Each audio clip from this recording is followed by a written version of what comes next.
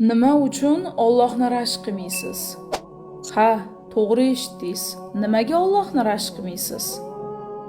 Endi aytishingiz mumkin, Allohni rashk qilib bo'ladimi? Ha, bo'ladi. Sevgan insongina o'z sevgisini boshqalardan rashk qiladi. Sizchi? Bugun millionlagan insonlarni Alloh taolo bomdodga uyg'otib qo'ydi.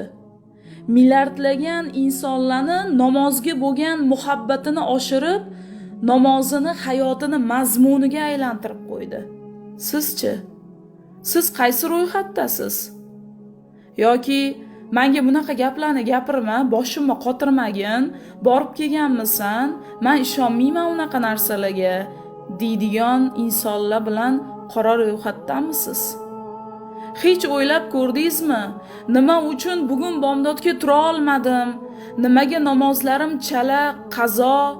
Nimaga hali ham namoz o'qishni boshlaganim yo'q? Namoz o'qishni bilmayman-ku axir. Yoki Alloh, meni sevmaysanmi? Meni yaxshi ko'rmaysanmi? Boshqa bandalaringdan qatim kam Alloh, qachon o'yladingiz? Qachon shu savolni o'zingizga oxirgi marta berdingiz?